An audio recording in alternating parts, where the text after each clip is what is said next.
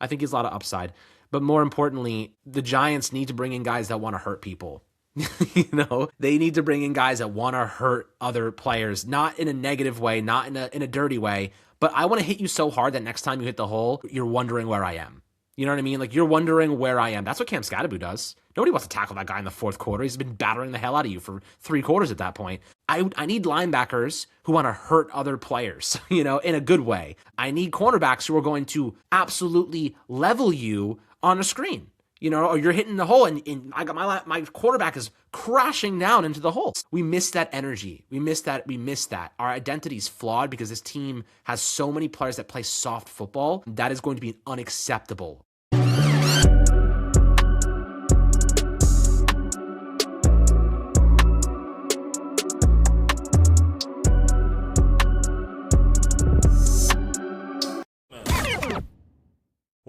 What's up, everybody, and welcome back to Fireside Giants. I'm your host, Anthony Rivardo, joined by my co-host, Alex Wilson, and today we are talking about the New York Giants and what they need to do this offseason to re-sign the players that they want to keep, because they have a lot of valuable free agents set to hit the open market. We've talked about them quite a lot. Wan'Dale Robinson looking for at least $15 million per season. Jermaine Illuminor, how high could his salary go? Could it push to $20 million per season? That might sound crazy, but it's not outside of the realm of possibility. And Cordell Flott, he could look for $15 million per season too. That's a lot of money on just those 3 free agents alone. That's not even to mention Micah McFadden and some of the other guys that the Giants also have set to hit the open market. Plus, they have a lot of veterans that maybe a new GM won't want to keep around. So what's this roster going to look like at the start of the 2026 free agency and at the end of the 2026 free agency? And how do they set themselves up to be successful in that free agency period? Well, they might have to purge a whole bunch of bad contracts, and that's what we're going to talk about in this episode. Some of the contracts, some of the moves that the Giants need to make to get this roster back in shape and set themselves up for a successful 2026 season. So we'll go ahead and kick that off. Alex, how are you doing today, my friend? And what do you think about the Giants potentially having a roster purge this offseason? Anthony, I'm doing great, dude. And I'll tell you what, there's nothing that gets me more giddy than talking about the Giants salary cap. It's just something I love to discuss. But I'll tell you what, the Giants salary cap is a bit of a double-edged sword. And yeah, I'd say more of it's a win-lose situation. 2026, they're going to have to compromise. 2027, they're going to get to spend. Now, you can spend 2027's money in 2026, but it's a little bit problematic because you do end up backloading a lot of these contracts and you do end up running the risk of, well, what happens if that guy doesn't pan out? What happens if, you sign a player to a 2-year deal and the contract's backloaded to the second season and the guaranteed money is spread? You're kind of in a tough spot. So, there are players the Giants will cut, and we're going to talk about them. There's a couple of guys that will save a nice pretty penny. There's some controversial players that, they'll save some money, but you also lose a critical piece to your puzzle. Now, it really comes down to if Joe Schoen is the general manager or somebody else is. The perspective is going to be, if it's Joe Schoen, I want to bring back my guys, the guys I drafted, the guys I developed, the guys that I signed. Those are the wins he's going to want to keep. If it's a new GM, I think they're going to want to shred things a bit. I think that I'd say it's a one off-season rebuild in the sense that you're turning over veterans, you're turning over bad contracts, and you're replacing them with others that fit your mold a little bit better, whether it be from a personality perspective, whether it be a schematic perspective, or both. So there's going to be differences in what approach a new GM or Joe Schoen takes. At this point, I think, Anthony, you and I agree. Joe Schoen's probably on the way out. A new GM, he's going to have to make some tough choices. He's going to have to determine whether or not he wants to keep guys that were not his to begin with, if they're that valuable. So we'll dive into the money for you guys. We'll talk about the cap health. I'm optimistic about it, but there's going to be some tough decisions that have to be made so we can afford some of these guys, at least retaining some of them.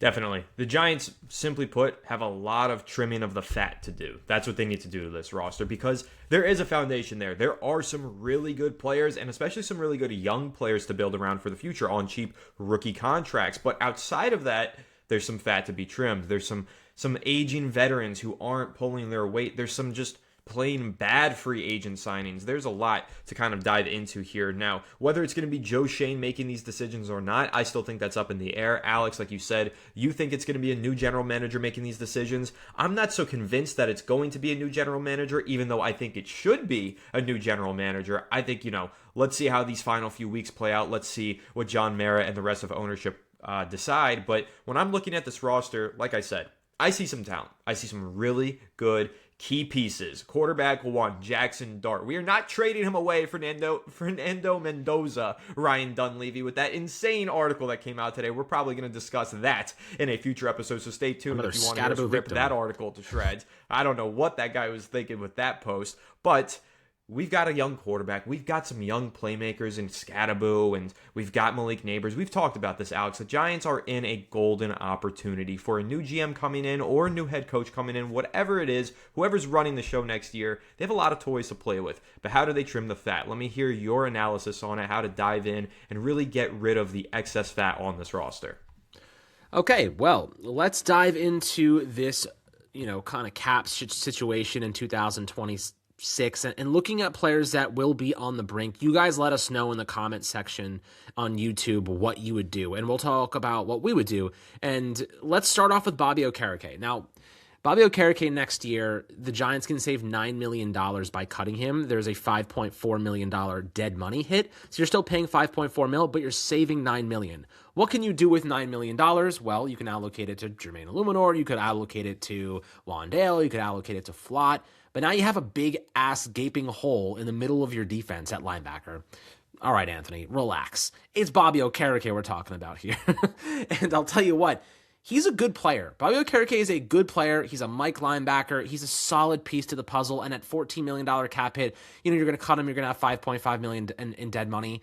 It's $9 million. Is Bobby Okereke worth $9 million a season? Because that's really what he's going to be next year. The savings are $9 million. I would argue, yes, he absolutely is worth $9 million. He's a solid football player playing in a system in Shane Bowen's defense, or, now Bowen's defense, that's just not up to par, right? I think that with Wink Martindale, we saw a really good version of Okereke. He's also a great locker room guy. He plays injured. He doesn't say anything bad. He's always supportive. He's always positive.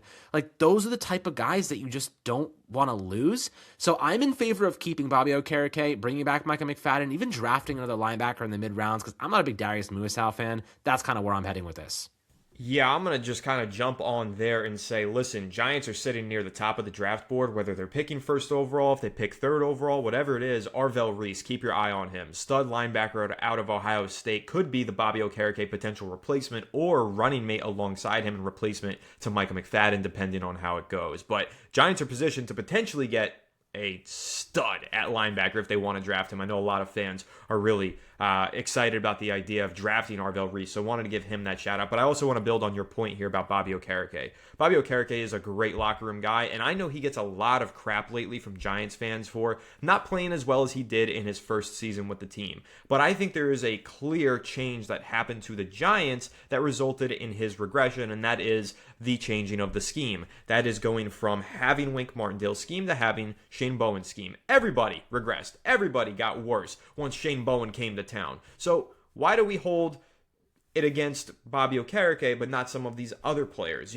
That's my perspective on it. And I still think that Bobby Okereke is a good player. I don't think that he makes as many mistakes as fans like to say, because truly, my perspective on it is the Giants' interior defensive line is just so bad. They do not get any push up front. They do not fulfill their assignments against the run. So what you have is a lot of running backs getting to the second level, that linebacker level, and having a full head of steam and having a fresh angle that they can pick and just get to that third level where the safeties are, and now they're off to the races. And those safeties are often missing those tackles as well. So what I see when I watch the Giants play is a linebacker in Bobby Okereke who doesn't know where to go because he's got his assignment. He plays his assignment, but the guy in front of him doesn't play his assignment properly. So all of a sudden, it blows up the whole run defense scheme and it blows up the whole play. Now, part of that is a scheme problem. That was a Shane Bowen problem. The Giants can't stop the run. Why is Bobby Okereke 8 yards off the line of scrimmage? Put him in the A-gap. Put him up there. Play some mug defense and have Bobby Okereke lined up on the line of scrimmage, right? You could do that, but the Giants didn't. That's bad scheming. But also, it's bad talent because guys like Nacho, guys like Robert Roy Robertson Harris, Alex, they're not making an impact in the trenches against the run, and that is affecting the linebackers, namely Bobby Okereke. So I cut Okereke some slack, although I do recognize what you did. He's got a high salary, and he is easily one of the Giants' biggest cut candidates this offseason. So for me, what it comes down to is, can you extend Micah McFadden on a team-friendly contract? He is coming off of an injury, so I assume you can. And do you feel like he's a worthwhile number one linebacker? Because if you don't feel that way, you're going to have to keep Bobby Okereke. And you're going to probably let Micah McFadden walk or try and get him on that team-friendly contract. Or maybe you just plan on drafting Arvell Reese, but I don't think you can plan for that. The draft is a crapshoot. You never know where you're going to be picking and who you're going to be taking. So I am in favor of keeping Bobby Okereke, but if the Giants do release him, Alex, and take those cap savings, I'm not going to be up in arms about it. I just need to see what the accessory move is and whether or not Micah McFadden does get extended. Yeah, absolutely. It really, when it comes to Micah McFadden, he's coming off a season-ending injury, essentially, right? We might not see him the rest of the year. He played like 5 snaps. I think you bring him back 100%. He is a good football player that'll be coming back fully healthy and at pennies on the dollar. You know, we thought he was going to get a deal that was in the 8 to 10 million range per season after this season, but obviously that fell through. I think you bring him back, but Okereke, like what are you going to do at linebacker? Like you said, you can't plan to draft somebody. I do think that that's kind of a bit aggressive of a plan to, you know, take that $9 million, allocate it elsewhere just to open up a huge hole on defense. Your leader, your Mike linebacker on defense. That's worth $9 million. Like Okereke's value to this team goes understated because of how bad the schematics have been, but like everyone's struggled for the most part. Like there hasn't been that many players that have stepped up and like elevated because of the system. Okereke is lost in the shuffle there because the system is so bad for him. I'm keeping Okereke, but there's other players here to save money. Don't get me wrong. There's actually 3 right off the bat I am absolutely cutting. So let's move on from Okereke. Make sure to drop your comments down below about what you think we should do with him. But listen, I would be cutting Darius Slayton if we could. Unfortunately, we cannot until 2027. So, you know, if you're thinking, oh, like let's cut him, the Giants only would save $250K next year by cutting him. He has a $15.8 million dead money hit. They can only cut him in 2027, and I'll give you the numbers for that just so you have. They'll save $10 million by cutting him with $3 million in dead money. That will happen. They will be cutting him in 2027 unless he has some insane year. A couple players that will be cut, Devin Singletary. You can save $5.25 million. I really like Devin Singletary, but they just don't need him with Cam Scadaboo coming back. $5.25 million. You can do a lot with that. I'll add in a couple more, Anthony, so you can rattle off here. James Hudson, the most obvious, right? He has a $2.3 million dead money hit next year. Thanks, Joe Shane. Sayonara, $5.5 million in savings by cutting him. So Singletary and James Hudson already, that's almost $11 million you're saving by cutting those 2 players, which is an easy decision. James Hudson might be the easiest cut of all time. Absolutely cooked. Yeah. Absolutely cooked. I mean, if I could release him right now, Alex, if I were the Giants GM, I would cut him right now just for what he did in Dallas in week 2.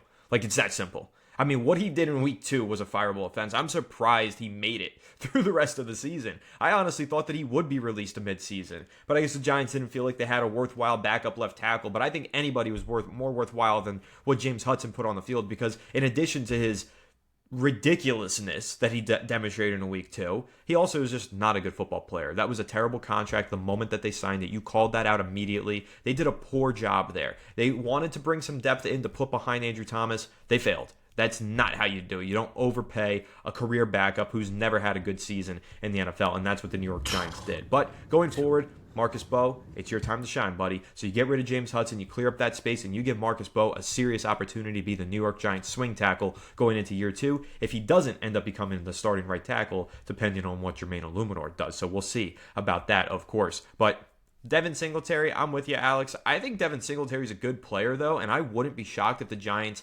try and check on what his trade market is like this offseason. What's your perspective on that? Because we're talking about these guys as potential cut candidates.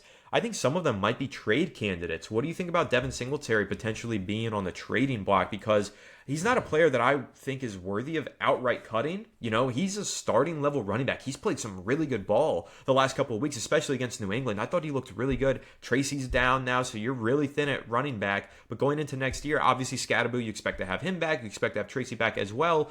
Having Singletary on this roster, not a bad thing. He is a good running back. He could start for a few teams out there, and that's why I think you should try and trade him, not just outright release him. What's your take on that, Alex?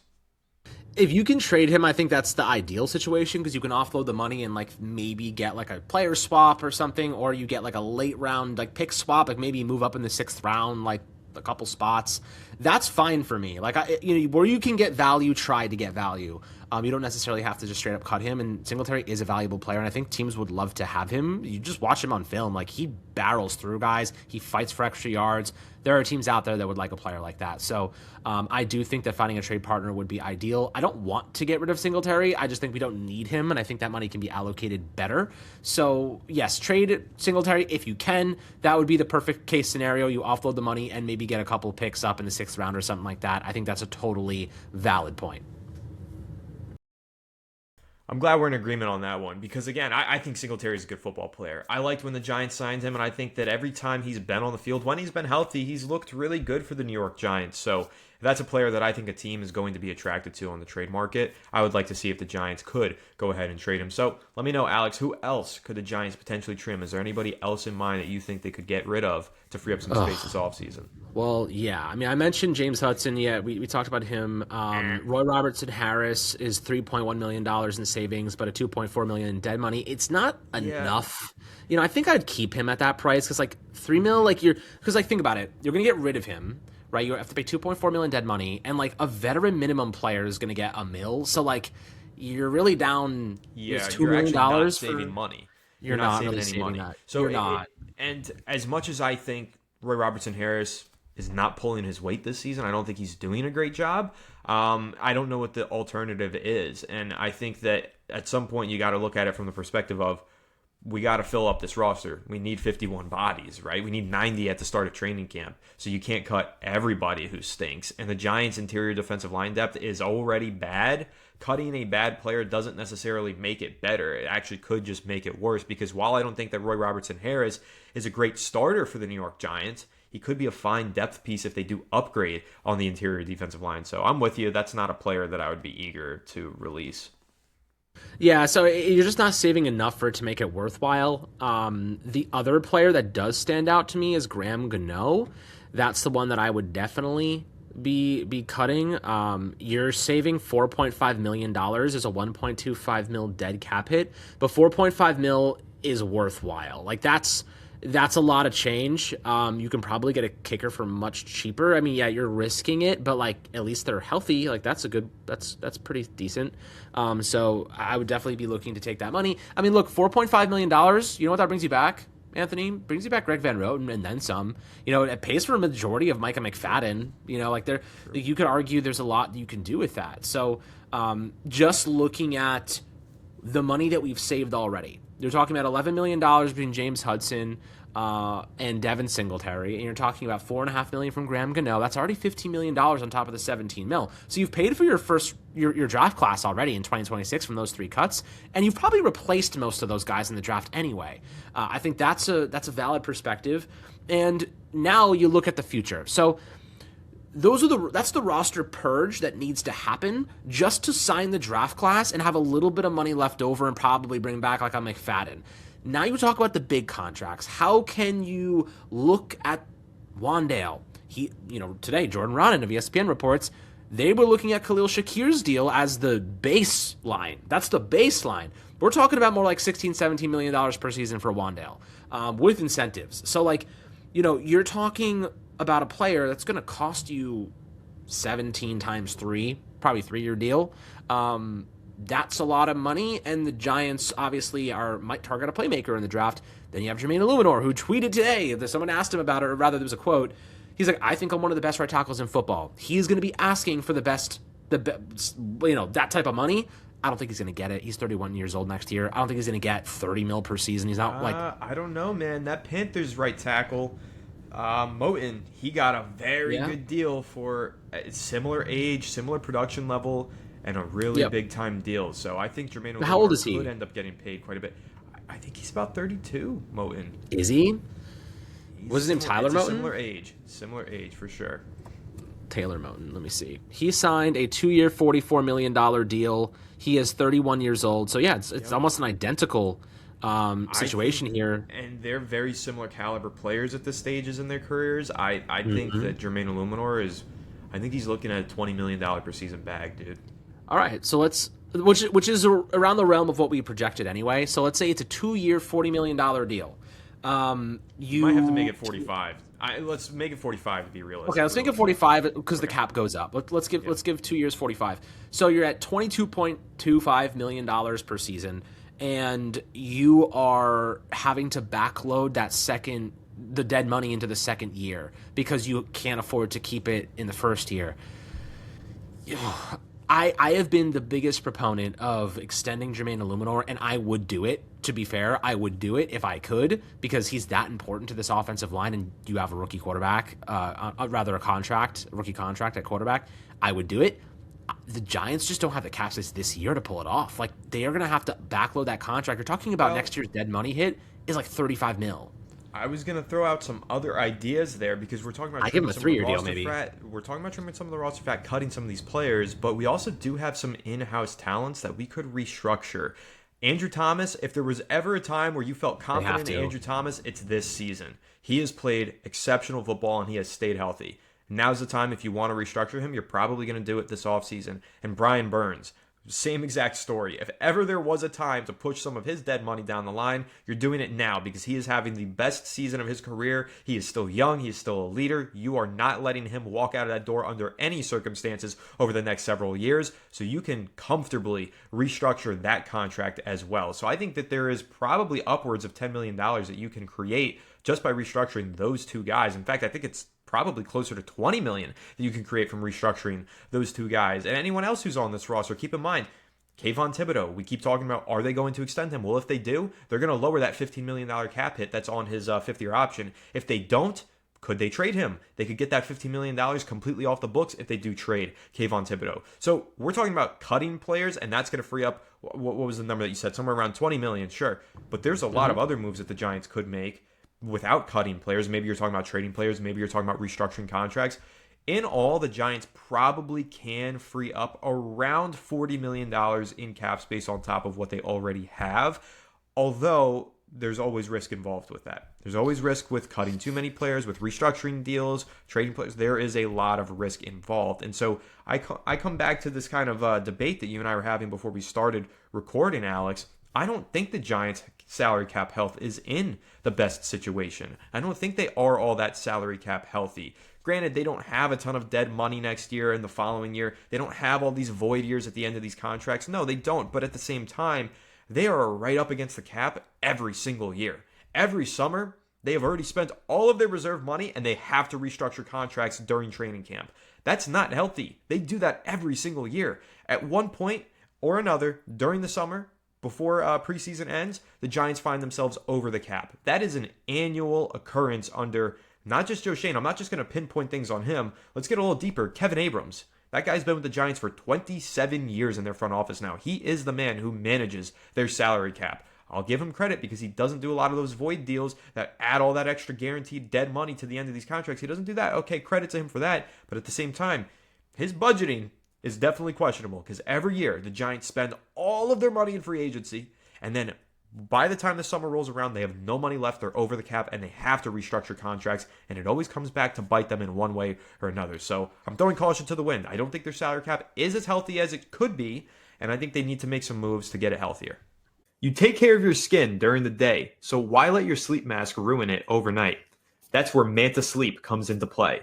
The Manta Silk Mask pairs total darkness with pure comfort. Made with 100% silk where it touches your skin, It's soft, breathable, and ideal for sensitive skin or anyone who values luxury.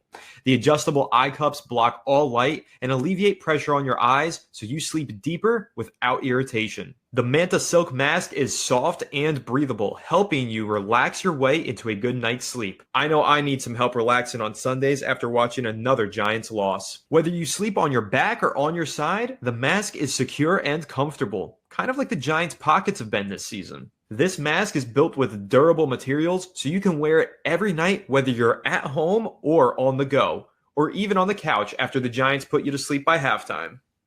Go check out the Manta Sleep website where you can find the Manta Silk Mask and the rest of their sleep masks and accessories. The Manta Silk Sleep Mask is a fully adjustable, ultra comfortable sleep mask that delivers 100% blackout and breathable side sleeper friendly design.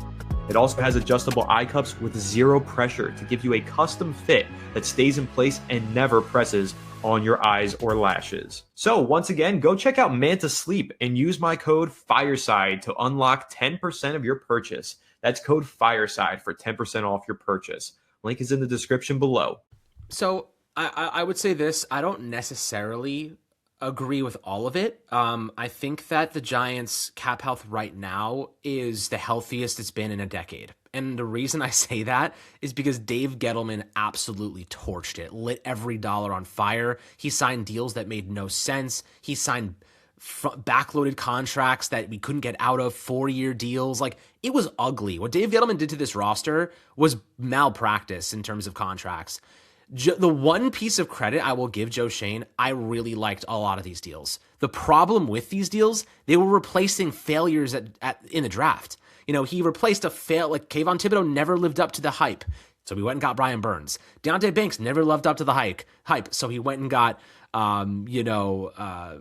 what's his name? We went and got Deontay Banks. Deontay Banks, we went and get Paulson Adebo. You let Xavier McKinney go. You go and you pay Javon Holland. Like, the contracts are good. They are 3-year deals with outs after the second season, guys that have a lot of upside that we didn't have to pay like top dollar for.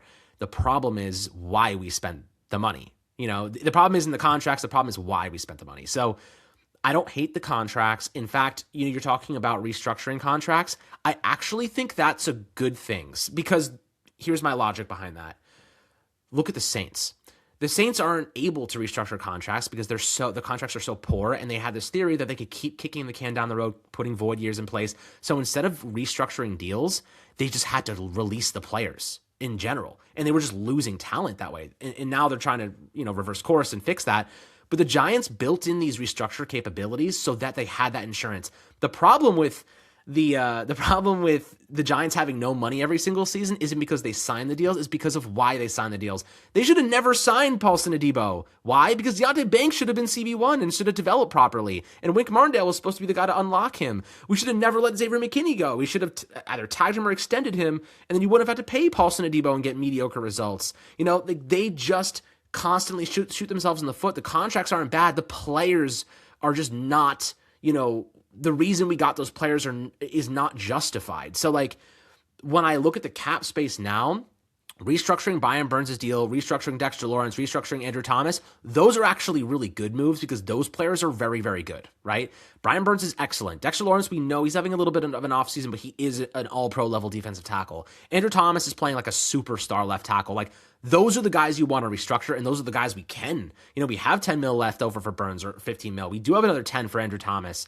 Those are great. You don't want to restructure guys like, Okereke or Paulson Adebo or Javon Holland or Daniel Jones, way back when. Those are the guys you don't want to touch, and they didn't, which I do respect. They didn't touch those contracts. They did have the logic to say those are not aging well. Okereke, I'd leave out of that because his deal's not big enough to really factor in.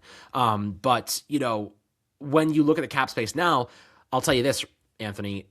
In 2027, the team has $113 million.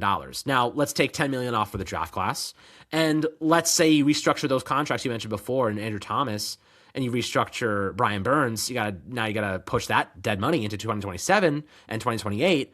You can spread it around for the duration of those deals. So, let's add another 10, 15 million dead money in 2027. You're still looking at $85 million. You can easily fit Jermaine Illuminor's contract there, or Wan'Dale Robinson. But here's the thing, Anthony. Here's the thing. I don't want Joe. I know this is the thing about Joe Shane. He's going to want to bring back his guys. And I have no problem bringing back Illuminor. I have no problem bringing back Wandale, but it's also the reason why. I need a new GM to come in here and say, the system that we're going to run, the style of game we're going to play is going to be X, Y, and Z. Do these players fit that mold? The Giants are so used to just bringing in guys who come from wherever because they need to. They have no choice. Whether or not they fit the mold that we're looking for or not, they're just buying mercenaries to fill draft mistakes. The Giants need to be signing guys with purpose, with intention. They just sign guys to sign guys because they have to fix the dumb mistakes they've made in the past. That is why we are where we are, right? Because the Giants try to make up for bad mistakes with other bad mistakes. That's why we have Paulson Adebo. That's why we have Javon Holland. That's why I have this guy or that guy. That's just the reality of the way this team has been run. We need someone to come in here and say, I don't need that guy because I am going to run a system that doesn't require that skill set. I need this guy because that guy doesn't have the skill set I'm looking for. We need guys who are going to fit the style of game and identity the Giants are trying to build. The Giants don't have an identity. They don't play hard. They don't rally to the football. They don't break on tackle. You watch the Eagles and Chargers last night, Anthony? I know you did. I know you guys probably watched it. How fast do you see Cooper DeJean, Blankenship, Derwin James? When that ball comes out, they are heat-seeking freaking missiles. Dude. The Giants don't have heat-seeking missiles. They have spuds, bro. Freaking little... You don't even need to look at last night's game. Look at last week's Giants matchup. I made that point last week. I mean, when we were watching the Giants try and tackle the Patriots, it was a sad state of affairs. They didn't know what they were doing. They were so weak. But then you watch the Patriots. They wanted to hurt the Giants. It's how it felt. Mm-hmm. They were so physical. They were beating the Giants up. Every single routine play, doesn't matter. Little tackle between or little run between the tackles, you're getting popped if you're the running back. They are hitting you. Jackson Dart running to the sideline, you better get out of bounds because they are not taking it easy. They are not letting up. They are going to punish you if you stay in bounds. And that was the MO from the start of the game to the end of the game. And really, that's been the MO since Mike Vrabel got there. Week 1 to week 14, that's the New England Patriots. That's how they play. They go into those games ready to punch you in the mouth for 60 minutes. That's how the New York Giants used to play. But the Giants haven't played like that in years. And that's one of the many reasons why they've fallen so far in the eyes of the fans. And it's sad. But you make a great point with that. You look at these players and the effort that they have, it's just not the same for this Giants defense. But there are ways that they can fix that. Number one, a new head coach. Let's see who the Giants hire, and let's see if that guy can go ahead and fix the culture and get these players to buy in and actually play with full effort. And that's not to say that no Giants players do, because like we said, major credit to Brian Burns. Guy plays through injuries every game, never takes a break. There's a lot of other Giants players who do that, but for the most part, it's just not enough. So we'll see what moves they make this offseason, but a lot of changes need to be coming. Yeah, they absolutely do. And the problem with the guys that we have hitting free agency are the ones that actually are the most effort. They're the most effort guys on the team. Like Jermaine Illuminor wants to play against the best. Wandale Robinson, that dude goes hard every single play. Micah McFadden pops the ever-living crap. He's like the one guy that actually hits the crap out of people. Like, they're losing guys, potentially, that are that good. Like, Cordell Flye's more of a finesse player. He's not going to pop you. But he has improved significantly as a coverage cornerback. The problem is, in the run game, he's susceptible to weaknesses and being a liability. If we get a Jesse Minter or Chris Shula, that's unacceptable. Like, I actually do think if we get a Chris Shula or Jesse Minter, they will let Cordell Flott walk. And just simply because he doesn't really want to play the run all the time. You know what I mean? He's a little bit lanky. He's thin. He doesn't pop. He doesn't go hard in that way. That might not be a good thing for this new GM or new GM or head coach. We'll see. I like Flott, but I think he's a lot of upside. But more importantly, the Giants need to bring in guys that want to hurt people. They need to bring in guys that want to hurt other players, not in a negative way, not in a dirty way. But I want to hit you so hard that next time you hit the hole, you're wondering where I am. You know what I mean? Like, you're wondering where I am. That's what Cam Scatterbu does. Nobody wants to tackle that guy in the fourth quarter. He's been battering the hell out of you for 3 quarters at that point. I need linebackers who want to hurt other players, in a good way. I need cornerbacks who are going to absolutely level you on a screen. or you're hitting the hole, and I got my quarterback is crashing down into the hole. You know what I mean? My safeties, like Tyler Nubin, does not crash down. Like he doesn't. Like Javon Holland, he doesn't crash down. McKinney crashed down, dude. McKinney popped the hell out of people. I remember it. Landon Collins popped the hell out of people. Jabril Peppers popped the hell out of people. You know what I mean? We miss that energy. We miss that. Our identity is flawed because this team has so many players that play soft football. That is going to be unacceptable in the next head coach. It has to be. So this kind of went in a little bit of a different direction, but this team has to tread fat because they need to bring in a new style of individual that fits the identity this team is trying to build.